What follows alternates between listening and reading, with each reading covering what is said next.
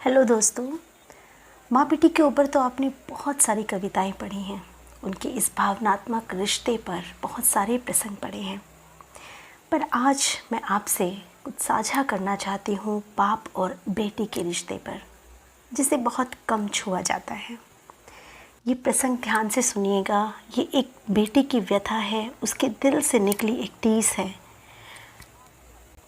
जब इन पंक्तियों को आप सुनेंगे तो आपका दिल भी भर आएगा, क्योंकि जब मैंने सुना तो मेरी आंखें खुद ब खुद आंसुओं से भर गई और दिल में एक दर्द, एक टीस उठी। तो चलिए सुनिए इसकी पंक्तियाँ।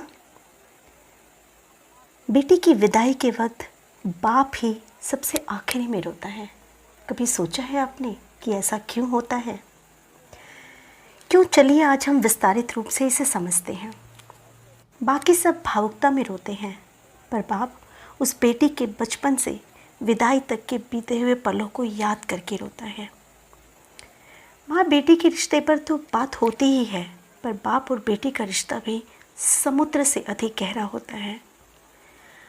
हर बाप घर के बेटे को गाली देता है, धमकाता है, उसे मारता है, पर वही बाप अपनी बेटी की हर गलती को नकली दादागिरी दिखाते हुए नज़रअंदाज कर देता है। बेटी ने कुछ मांगा तो एक बार डांट भी देता है, पर अगर बेटियां ने धीरे से भी कुछ मांगा तो बाप को सुनाई दे जाता है। और जेब में रुपया हो या ना हो, पर बेटी की इच्छा पूरी कर देता है। दुनिया उस बाप का सब कुछ लूट ले तो भी वो हार नहीं मानता, पर अपनी बेटी के आंखों के आंसू देखकर खुद अंदर से बिखर जाए उसे बाप कहते हैं। और बेटी भी जब घर में रहती है तो उसे हर बात में बाप का घमंड होता है। किसी ने कुछ कहा नहीं कि बेटी तपाक से बोलती है, मेरे पापा का घर है, आने दो फिर बताती हूँ। बेटी घर में रहती तो माँ के आंचल में है, पर बेटी की हिम्मत उसका बाप ही होता है।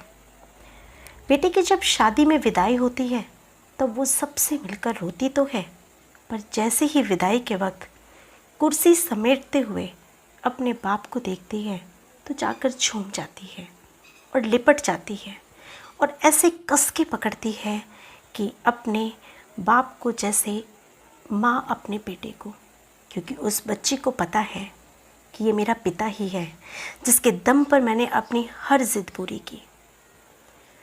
खैर, बाप खुद रोता भी है, पर बेटी की पीठ ठोक कर फिर भी उसे हिम्मत देता है कि बेटा चिंता मत कर, 4 दिन की बात है, मैं तुझे लेने आ जाऊंगा। तुझको लेने और खुद जानबूझ के निकल जाता है किसी कोने में, और उस कोने में जाकर वो बाप कितना फुट फुट कर रोता है, ये बात सिर्फ एक बेटी का बाप ही समझ सकता है। जब तक पिता जिंदा रहता है बेटी मायके में हक से आती है और घर में भी जिद कर लेती है कि कोई कुछ कहे तो डट के बोल देती है कि मेरे पिता का घर है। पर जैसे ही पिता मरता है और बेटी आती है तो वो इतनी चित्कार करके रोती है कि सारे रिश्तेदार समझ जाते हैं कि देखो उसकी बेटी आई है।